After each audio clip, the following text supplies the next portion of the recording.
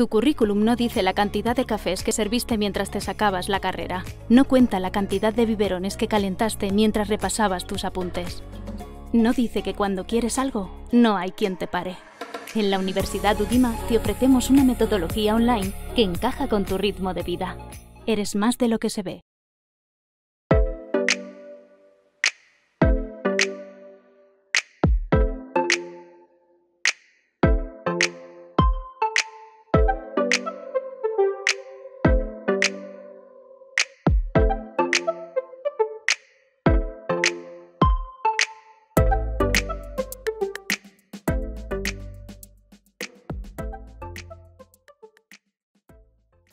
Pues si os parece, entramos ya en materia, en puntos concretos. Estamos recibiendo preguntas de gente que está viendo esta primera mesa. Las intentaremos contestar al final de la sesión. Y me imagino que algunas de las preguntas que están haciendo, en las respuestas de los ponentes, pues pueden encontrar solución. Yo empezaría hablando de lo más común, como decías, pensar en el testamento. Almudena, aquí yo creo que la gente tiene una serie de dudas, pues qué tipo de testamentos existen, qué pasa si no hago testamento. Cada día surge más la inquietud de cómo proteger al cónyuge, porque con esto del aumento de la longevidad de vida, cuando vives 50 años con una misma persona, pues lo que tú quieres es proteger a esa persona. Quieres mucho a tus hijos, pero lo que es cierto es que tú quieres proteger a esa persona con la que has convivido toda tu vida, ¿no? Y sin embargo tenemos un código civil muy troncal, muy protector de los derechos de los hijos. Otra de las preguntas que se hacen habitualmente es, hombre, ¿yo debo donar o debo esperar al testamento? Hay toda una serie de cuestiones ahí en relación con el testamento, pues que deberíamos analizar. Y surge también, como consecuencia de la vulnerabilidad de las personas, muchas veces dudas de cómo consigo demostrar que esa es la voluntad real del testador. Y ahí puede tener en algún momento determinado también participación la Fiscalía. Si os parece, podemos debatir un poco sobre este tema. Primero, el testamento, herencia, y ver qué consejos dais a los oyentes. Bueno, hay tantos testamentos como personas hay en este mundo. ¿Por qué? Porque no puede haber si hemos defendido el traje a medida, el prêt-à-porter, no me voy a ir a una cadena 100 al testamento de cuarto y mitad, ¿no? O sea, existen tantos testamentos como personas. Lo que es muy importante es recibir ese asesoramiento y hacer el testamento cuando uno ya tenga la inquietud. O sea, no hay que esperar a cuando uno sea mayor, no, sinceramente. Cuando en cada etapa de la vida hay unas preocupaciones, pues a lo mejor padres jóvenes con hijos o personas mayores con nietos, depende. Hay también preocupaciones que puede haber una persona con discapacidad en la familia, cómo lo puedo proteger, y la mayor es cómo proteger a mi pareja, a mi marido, a mi mujer, con el que he convivido durante toda mi vida y que el día de mañana tengo miedo, que es la preocupación que existe en todos los que se rigen por el derecho común. Es que eso hay que recordarlo.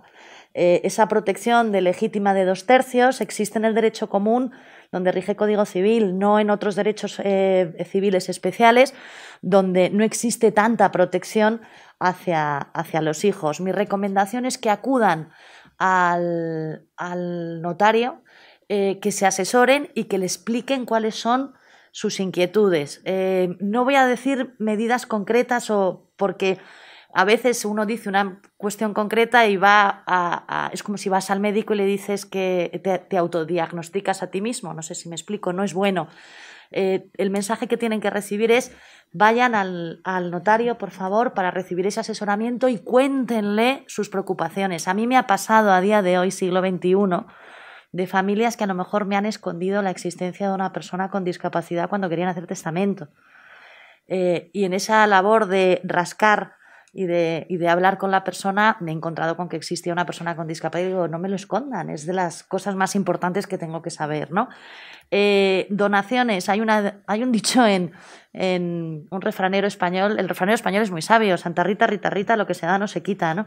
Entonces, depende, las familias, de la situación económica que tenga cada familia, de las cuestiones fiscales hay que mirarlas, como es lógico y normal, pero mi recomendación siempre es: una vez que lo regalo ya es difícil que vuelva. ¿Y quién me dice a mí si no lo necesito, ¿no? Entonces, sobre todo al sector de los mayores, al que más ha sufrido esta situación de pandemia, sí les quiero decir una cosa en materia de testamentos y donaciones. Señores, no hay legítima hasta que uno se muere. Quiere decir, porque tienen metidos en la cabeza la obligación de dejar y de dejar y de dejar y se autoimponen a lo mejor muchas veces sacrificios que por razón de la edad ya no deberían de autoimponerse, porque son una generación que son especial. Desde mi punto de vista, son una generación que siempre se ha sacrificado por sus hijos, por sus padres y por sus nietos. Entonces, tengan claro que la legítima existe una vez que yo he fallecido en función del patrimonio que dejo, ¿de acuerdo? Con lo cual, si uno quiere disponer de sus bienes en relación para poder gastárselo y para poder disfrutar el mismo, que lo haga, por favor, no hay obligación de dejar nada, ¿no? Pido perdón también a los juristas que puedan existir o que puedan estar conectándonos, porque la idea es llegar a la población en general y no soy muy técnica desde el punto de vista jurídico por eso. Y en materia de poderes preventivos es fundamental que el poder se realice cuando uno se encuentra bien. Me decías, ¿qué capacidad? Para hacer testamento, un niño de 14 años puede hacer testamento. Es la capacidad natural de entender y querer, dependiendo también de lo que tenga el contenido del testamento, ¿no? Si es más sencillo o menos.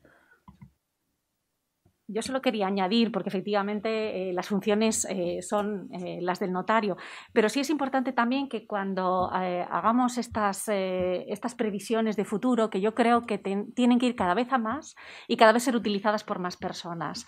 Creo que el movimiento en el que estamos ahora viviendo como sociedad, que supone un apoderamiento de ese momento que va a llegarnos muy posiblemente de pérdida de nuestra capacidad, ese ejercicio de nuestra dignidad y de nuestra autonomía nos lleve también a prevenir y a evitar conflictos ulteriores. Yo creo que en todas las familias lo que menos queremos es que haya un proceso en el que se tengan que dirimir nuestros problemas o nuestros conflictos, que ahí es donde sí aparece o podría aparecer la Fiscalía. Yo creo que lo fundamental es intentar hacer también esa labor preventiva y por eso me gusta incidir o quiero incidir en lo que transmite Almudena de transmitirle al notario toda la realidad familiar, porque a lo mejor yo me quedo tranquilo dando un mensaje, he arreglado todo y resulta que no he dado la información y lo que va a haber inmediatamente es un procedimiento porque he generado el conflicto. De forma que también cuando se den, por ejemplo, los poderes preventivos tan importantes para prevenir ese momento en el que nosotros no estemos quizás en las condiciones para tener decisiones, seamos muy claros en decir, ¿cuándo me van a empezar a sustituir mi voluntad o mi capacidad? ¿En qué momento? ¿Vamos a objetivarlo? ¿O vamos a acudir al médico de confianza para que sea él el que, para evitar que sea luego un conflicto entre mi hijo y mi hija que vive en otro sitio y que pues no ve tan mal a papá o a mamá? Yo creo que todo eso tiene que ir calando y la oportunidad de una mesa como esta para que todos los que nos estén escuchando se planteen que es tan importante tanto para su paz propia, para saber que se va a respetar su opinión, su forma de vivir, su forma de entender la vida en las decisiones que luego se tengan que tomar cuando yo no pueda hacerlo. Porque yo no sé cuándo me va a pasar. Yo no sé cuándo voy a entrar en un proceso de demencia senil o cuándo me va a venir un Alzheimer que en un tiempo a lo mejor más pequeño me va a dejar sin esa capacidad y yo no voy a ser consciente de ese momento y yo probablemente me niegue a admitir que estoy en ese momento. Entonces, aprovechemos antes y preveamos para evitar esos conflictos que causan tanto dolor luego en las familias, que separan a los hijos y además pueden sustraernos del cariño con el que yo creo que todos tenemos derecho a envejecer. Yo creo, Almudena, que has marcado ya un primer principio, que es que el bien jurídico a proteger son las personas mayores, somos nosotros, ¿no? Y que otro bien jurídico a proteger, yo entiendo, es tu pareja, después de muchos años de convivencia. Y hay que cambiar un poco la filosofía de queremos mucho a nuestros hijos, trabajamos para nuestros hijos, pero el aumento de esperanza de vida hace que surjan con fuerza unos bienes jurídicos a proteger que es tu propia pareja y el mayor. Y ahí la pregunta sería, ¿necesito hacer testamento para proteger mejor a mi cónyuge o si no hago testamento está en igual condición? Yo creo que es importante que la gente sepa si hay, aunque no entremos en temas concretos, si esto es necesario o no es necesario. Es absolutamente necesario.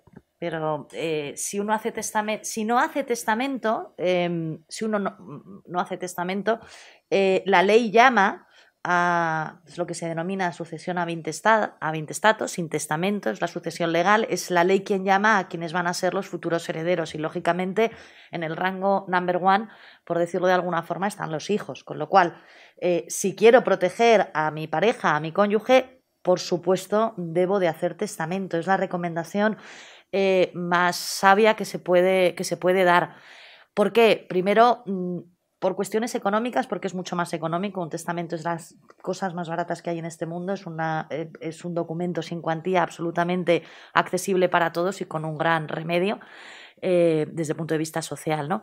Y fundamentalmente porque hay mecanismos donde la ley le permite a uno proteger a su cónyuge, a su pareja o a aquella persona que desee proteger.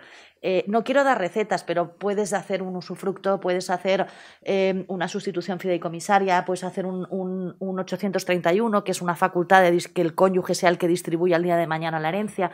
Hay muchísimos mecanismos, pero lo fundamental es, por supuesto, hacer testamento para poder atender a aquellas personas que necesitan especial protección. Y en este sentido puedes mejorar a esas personas con especial protección, hijos con discapacidad, pues también mejorarles de alguna manera o planificar un testamento que les proteja de una manera efectiva. Por supuesto, se puede hacer un traje a medida para esa familia en concreto. Hay una posibilidad en el Código Civil que es la sustitución fideicomisaria, que viene a decir, yo le dejo todos mis bienes, voy a ser poco jurídica, María José y Javier son mis hijos, yo le dejo todos mis bienes a María José, que tiene discapacidad, y lo que ella no utilice el día que ella fallezca pasará obligatoriamente a su hermano Javier, que no tiene discapacidad. Esa posibilidad se permite a día de hoy en el Código Civil, en la sustitución fideicomisaria. Me estoy refiriendo al derecho común, no a los derechos forales, donde hay mucho más juego, donde la legítima no es tan fuerte y puede haber mucho más juego. Esto es una reivindicación que estamos teniendo desde el sector de la discapacidad. Hay que reformar las legítimas, por favor, para igualarlas un poco en todo nuestro territorio, ¿no? Lo que decía, le puedo dejar los bienes a María José, quebrando esa legítima que prevé el Código Civil porque está permitido por razón de discapacidad, igual que le puedo atribuir a mi cónyuge esa facultad de distribución.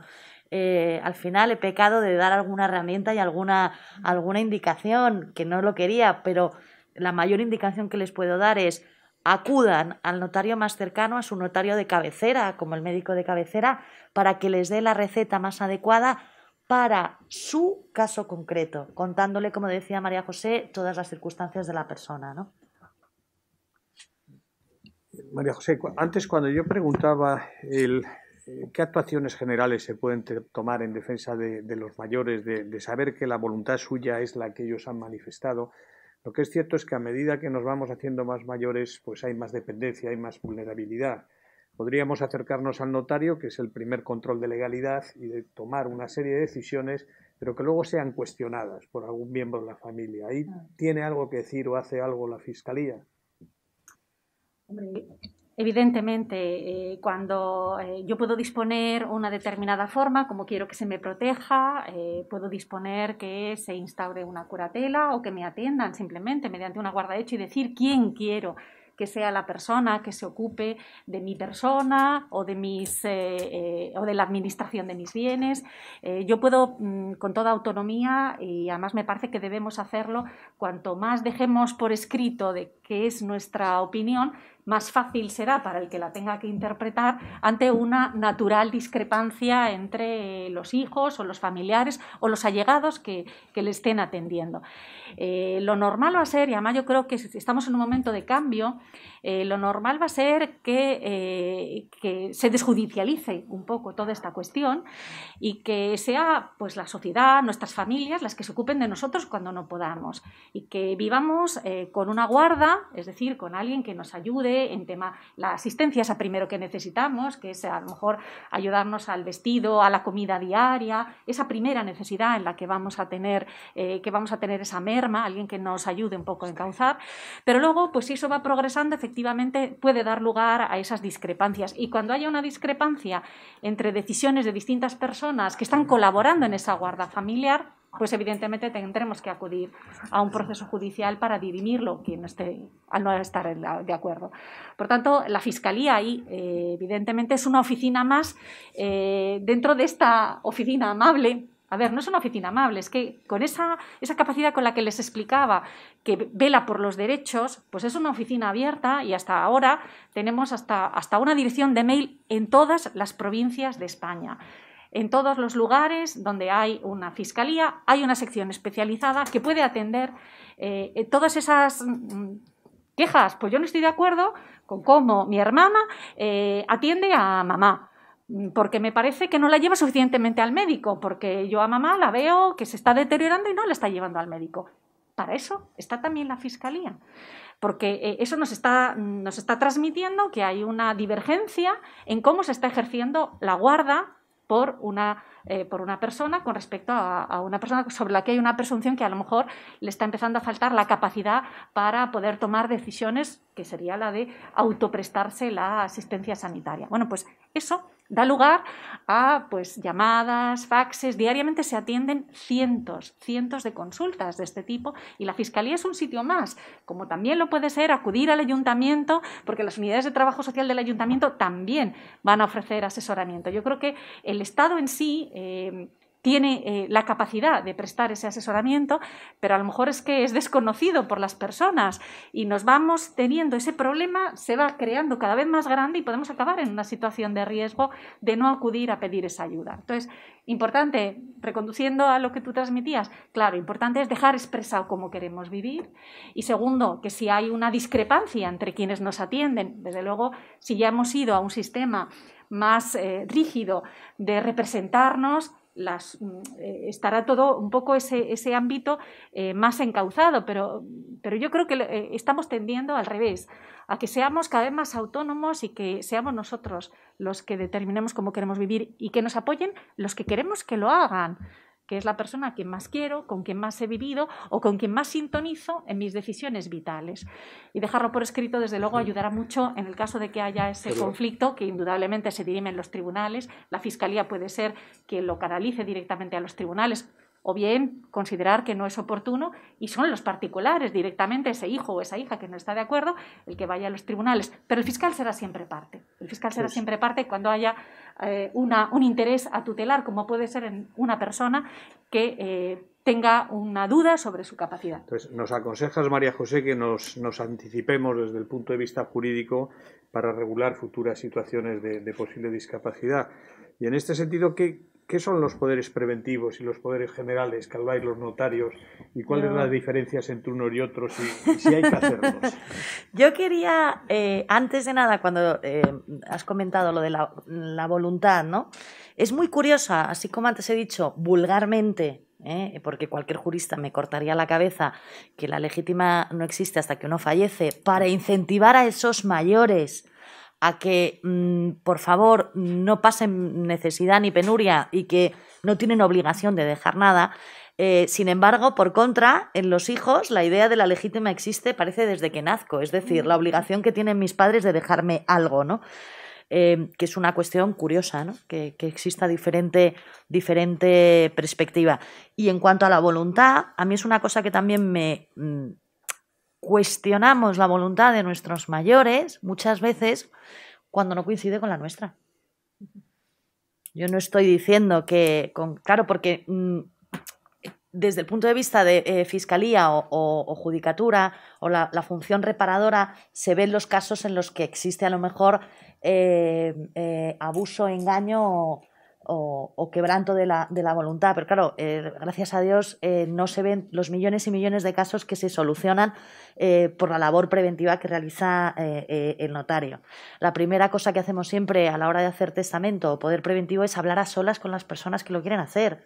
Es la regla general que tenemos todos absolutamente, ¿no? Entonces, pero muchas veces es muy fácil cuestionar la decisión adoptada por una persona mayor por algo tan sencillo porque no estoy de acuerdo o no la comparto.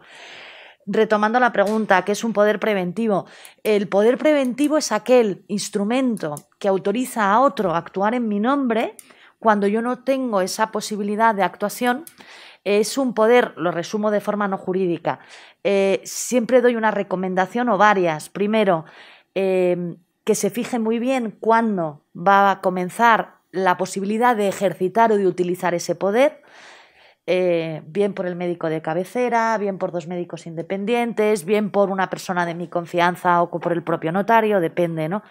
Que nunca se confiera o que se intente no conferir a una sola persona, es decir, que se confiera a varios y también en función de las facultades. ¿Por qué? Porque es fundamental establecer mecanismos de control. Hay otro refrán español que dice más vale prevenir que curar. Y esto es... o quien evita la tentación evita el peligro. El refranero español es de un sabio que ese traje a medida, lo que pasa es que tenemos la celeridad instalada en nuestro cerebro, ¿no? Para poder hacer un poder preventivo como Dios manda, hay que tomarse tiempo. Y el tiempo es, ¿qué es lo que yo necesito? Si yo no pudiera actuar, ¿qué necesitaría que hicieran los demás para poder atenderme a mí bien? Con lo cual, facultades, afianzar, pues yo creo que no. ¿Hacer préstamos o pedir préstamos? Pues seguramente tampoco, depende de la familia. ¿Hipotecar mi casa? Pues no lo sé, pero a lo mejor si se le permite hipotecarla solo para cuidarme, pues ponerlo en ese caso concreto, no en garantía de una deuda de otro. Con lo cual ese traje a medida es imprescindible. Hay que buscar y hay que tener mucho cuidado en las facultades, más que cuidado, dedicarle tiempo, porque aquí hay algo que me hace gracia. A los jueces y a los fiscales les pedimos que por favor nos hagan un traje a medida cuando hay que hacer una resolución judicial de apoyo, por decirlo de alguna forma, pero nosotros mismos somos unos perezosos que no queremos hacer ese traje a medida cuando lo podemos hacer, ¿no? Entonces, ¿a quién autorizo para ejercitar ese poder? ¿A quién o a quiénes? A lo mejor las facultades ordinarias de la vida se las puedo conferir a una persona, pero las que comprometen más mi patrimonio son más especiales o más comprometidas a varias, ¿no? Establecer órganos de control, si lo deseo, pueden ser mecanismos privados de control, consentimientos alternativos de mi primo, de mi tía, de mi amigo, ¿no? Y luego dibujar muy bien las facultades que quiero conferir, sabiendo que si luego me viene a mí esa situación de falta de capacidad o de actuación, no lo voy a poder dejar sin efecto, ¿no? Y el poder preventivo se puede revocar en cualquier momento, siempre que siga teniendo esa posibilidad de actuación. ¿Es recomendable hacerlo? Sí o sí, yo lo tengo hecho desde hace mucho tiempo. Tengo muy claro quién quiero que me atienda si me pasa algo. Hablando ya de poder preventivo, algo muy, muy próximo a él, aunque es distinto, serían las instrucciones previas, sí. Lo mal conocido como testamento vital, y eso es algo que yo creo que cada vez más estamos todos obligados a hacer. O sea, yo estoy de acuerdo que debemos planificar nuestro futuro. El planificar nuestro futuro puede hacerse muy fácilmente yendo y siendo asesorado por un notario. Y además se puede manifestar instrucciones previas sobre qué quiero que pase en un momento determinado de mi vida, sobre todo en momentos donde nos acercamos al final de la vida, ¿no?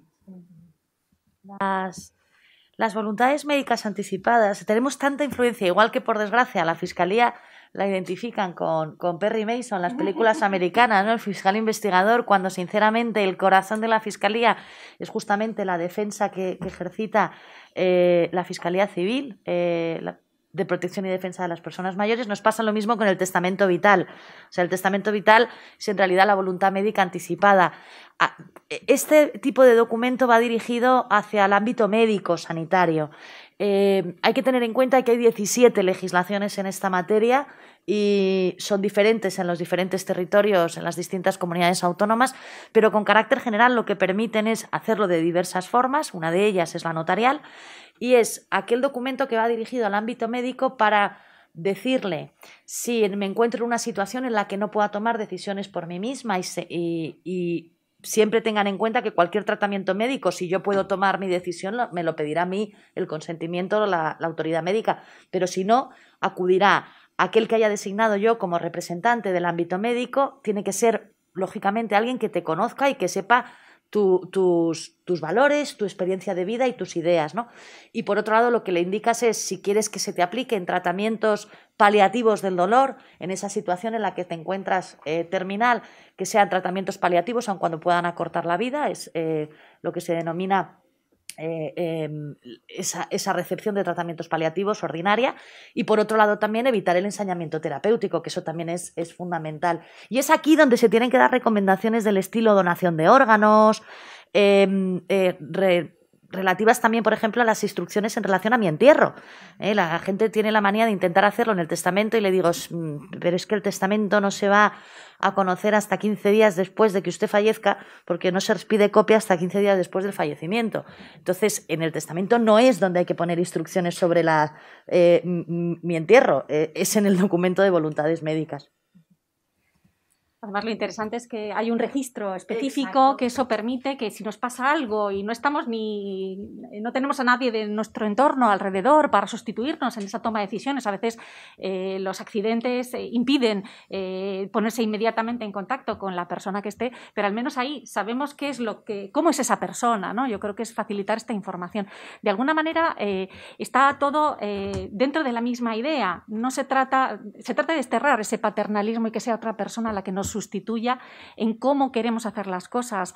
Ahora nos tienen que interpretar lo que nosotros hubiéramos querido, por eso es tan absolutamente interesante utilizar esto. Y en todo caso, como los fiscales siempre actuamos detrás, ¿no? En caso de crisis, en el caso de que ese representante transmita una voluntad que puede ser contrario, que el médico la aprecie que es contrario a la vida o a la salud del paciente, lo podrá poner el médico inmediatamente en conocimiento, bien de la autoridad judicial o bien a través del fiscal, que es lo que normalmente no suelen utilizar como correa de transmisión, para que judicialicemos esa decisión. O sea que yo creo que el Estado salvaguarda desde luego la vida y la integridad, pero con los deseos de todo el mundo. Y si acaso hubiera alguna contradicción con respecto al alcance de esa opinión, pues tendríamos esta vía para subsanar o revisar, sin perjuicio de lo cual el médico tendría capacidad terapéutica para actuar de forma urgente para salvaguardar la vida de esa persona, sin perjuicio de poner en cuestión a lo mejor porque a veces hay decisiones enormemente delicadas y puede haber una divergencia de interpretación sobre ¿realmente es esto lo que usted me está diciendo que hubiera querido este paciente, que yo creo que es contrario a la lógica de la actuación médica?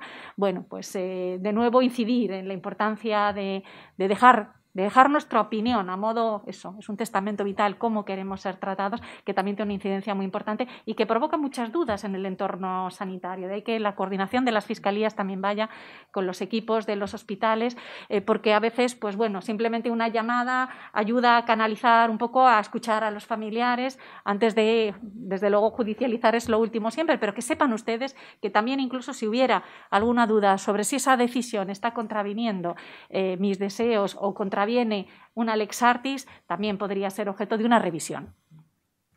Estamos ya, yo creo que con poco tiempo y tenemos varias preguntas. Si te parece, mira, María José, por un lado, nos preguntan qué hacer cuando la discapacidad viene y no se ha tomado ningún tipo de medidas. Esto es algo muy habitual hoy en día por el aumento de esperanza de vida y las nuevas enfermedades, Alzheimer, demencia senil. Nos podemos encontrar con muchos ciudadanos pues, que lleguen a una situación donde la discapacidad es una realidad y no han tomado ningún tipo de medidas, ni poderes preventivos, ni han ido a un proceso de graduación de la discapacidad y nos preguntan qué hacer. También tengo otra pregunta para ti, que lo que me vienen a preguntar es que existe un teléfono de maltrato a la mujer.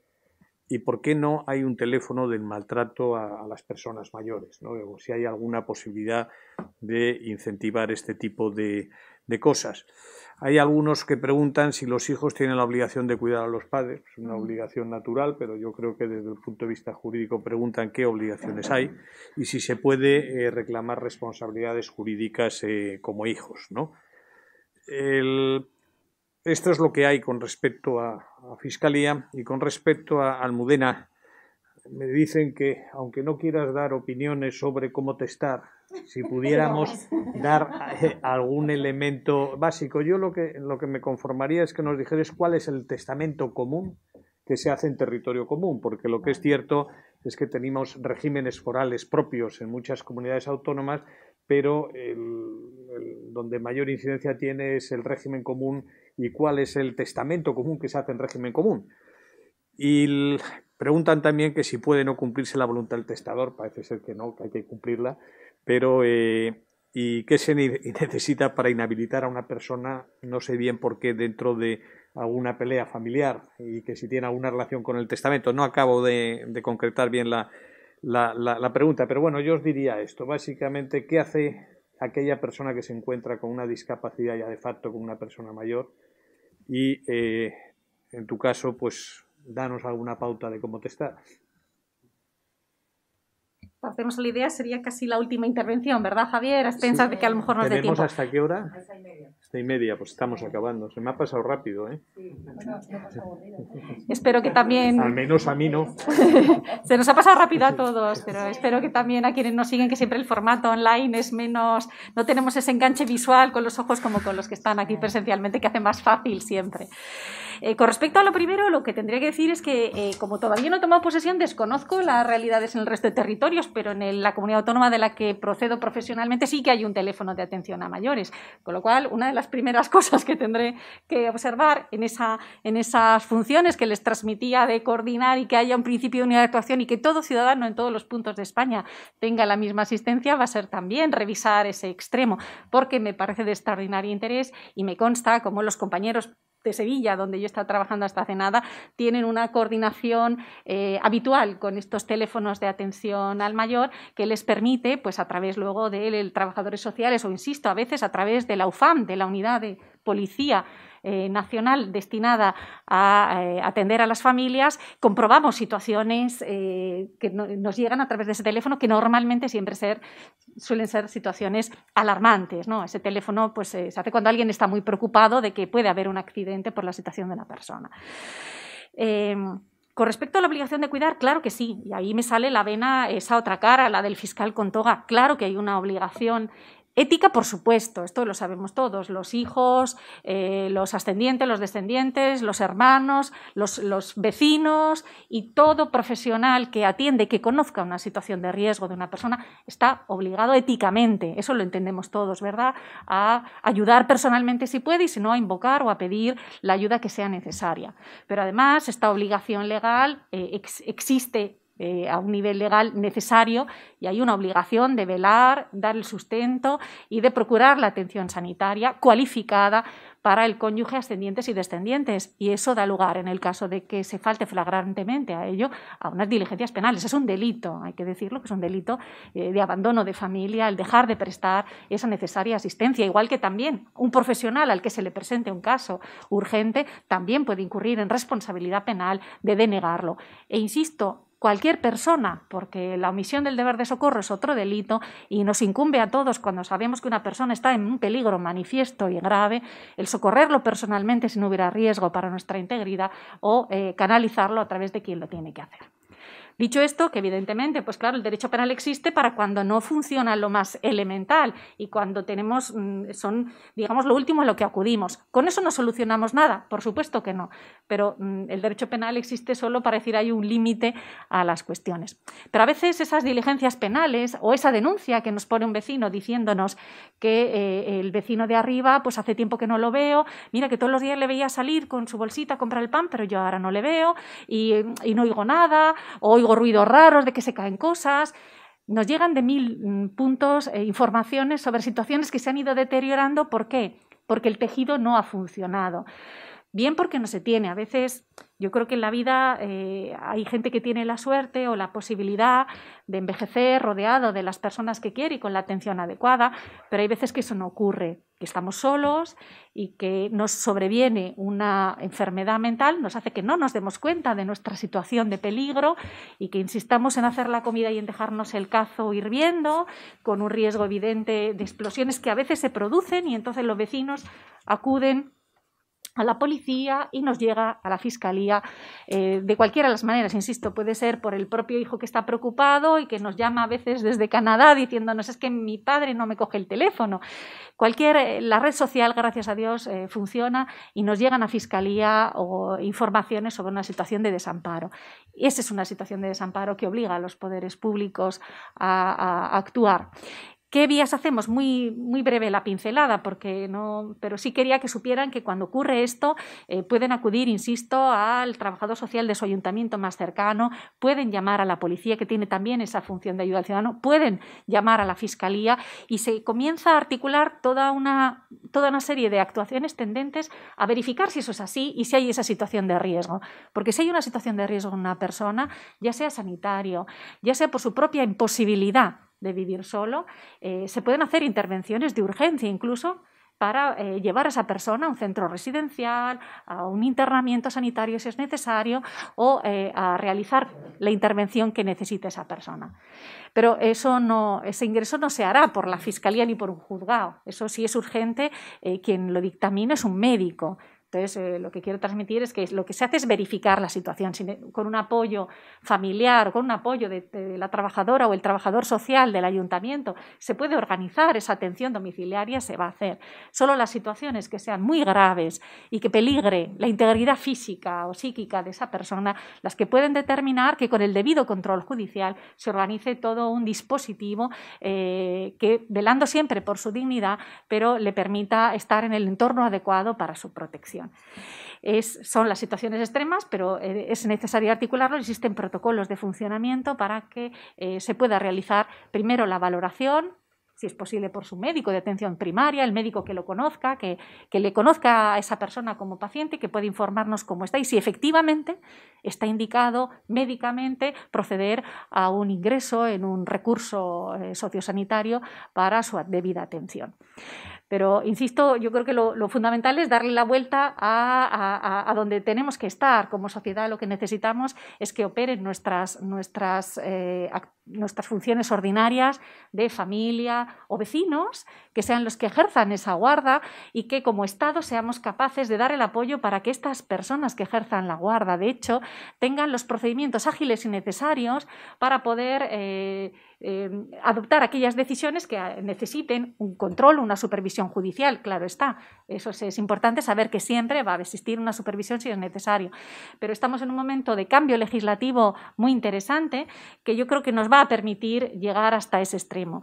¿Hasta ahora qué es lo que hacíamos? Pues hasta ahora, cuando una persona se encontraba en una situación como estas que he descrito, habremos un procedimiento de incapacitación y la incapacitamos para siempre y para todo. Bueno, pues hay muchos tipos de discapacidad, no estemos pensando siempre en esa situación galopante en la que una persona no es capaz de vivir sola y, sin embargo, pensemos en tantos supuestos intermedios con la riqueza que da la vida y las situaciones personales de cada uno, en que podamos vivir como queremos, con los apoyos necesarios para seguir viviendo hasta el final de nuestros días o mientras podamos con los apoyos necesarios. Creo que esa es la gran revolución en la que estamos ahora legislativamente y la obligación ahora de los operadores jurídicos es hacer, como dice Almudena, el traje a la medida. Bueno, pues vamos a cortar el Código Civil que nos pone en primera línea el proceso de incapacitación. Bueno, pues vamos a hacer el traje a medida de las personas, vamos a trabajar con las guardas de hecho, vamos a trabajar con las curatelas, porque como funcionarios estamos concernidos por los principios de la Convención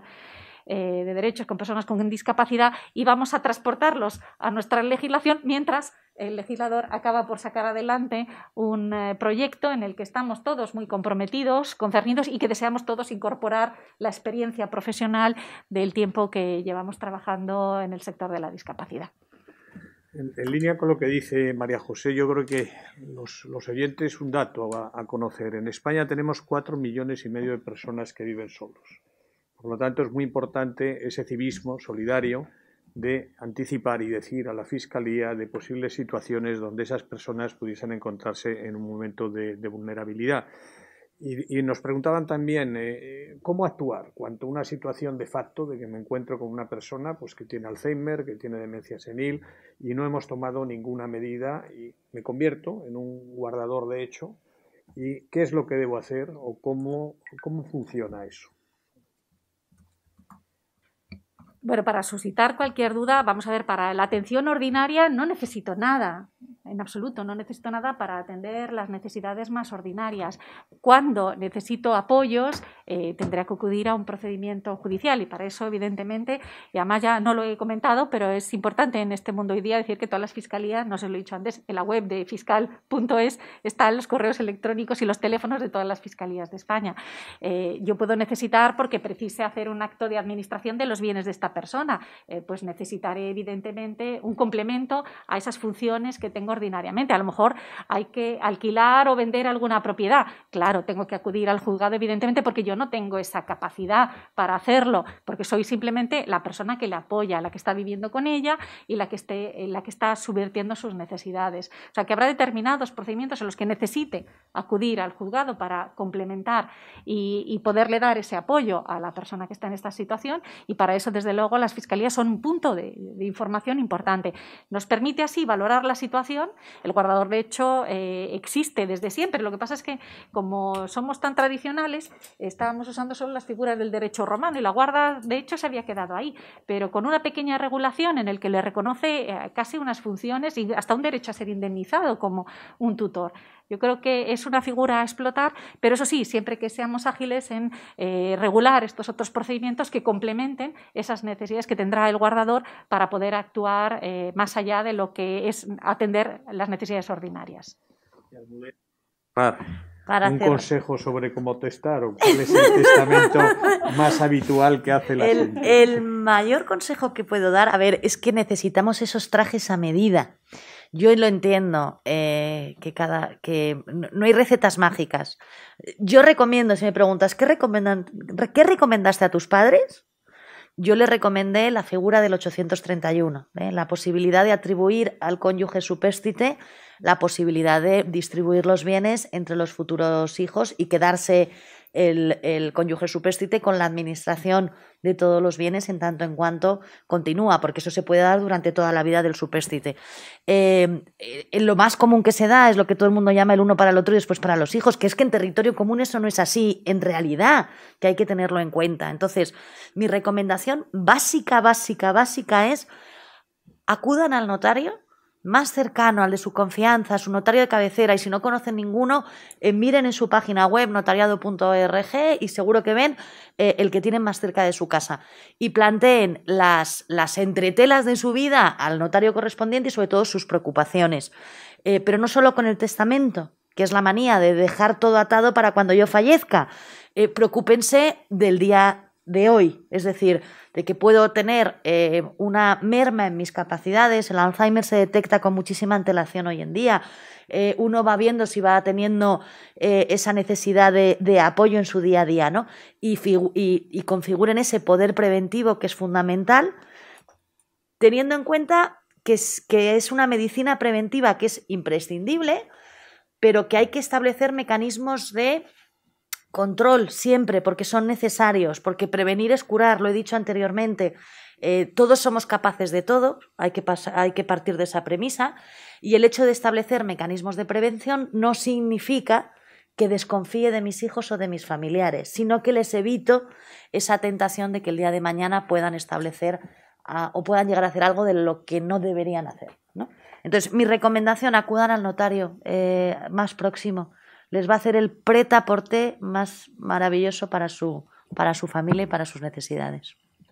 Pues muchas gracias, María José, muchas gracias, Almudena, gracias a todos los que nos están siguiendo hoy, y recordaros que mañana continuamos, mañana hablaremos sobre aspectos económicos. Hoy hemos hablado más de aspectos jurídicos, mañana hablaremos sobre aspectos económicos, y muchos de los temas que hemos tratado aquí se repetirán, pero desde una visión, una perspectiva económica. Muchas gracias y hasta mañana.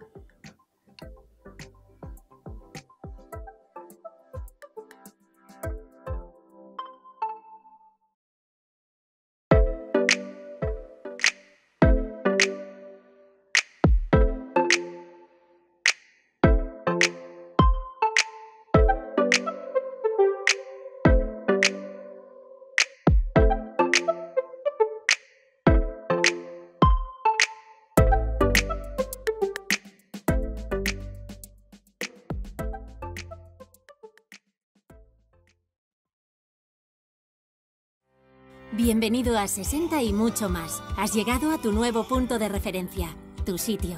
Aquí encontrarás todo lo que necesitas saber para que esta nueva etapa de tu vida sea la mejor. Información y novedades sobre vivienda, los deportes que más te interesan, ofertas para viajar a los destinos que siempre has querido visitar, los últimos avances para el cuidado de tu salud, universidades donde ampliar tu formación, la agenda más completa para tus planes de ocio, recomendaciones para optimizar la gestión de tus finanzas, ayudas que mejorarán tu calidad de vida y los mejores consejos para planear tu futuro con ilusión. Tú solo debes poner tus ganas para disfrutar al máximo de esta nueva etapa. Recuerda, ahora te toca a ti. Tu currículum no dice la cantidad de cafés que serviste mientras te sacabas la carrera. No cuenta la cantidad de biberones que calentaste mientras repasabas tus apuntes. No dice que cuando quieres algo, no hay quien te pare.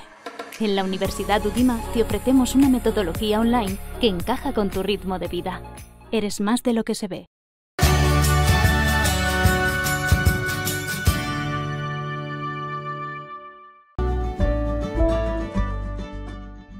Eres más de lo que se ve.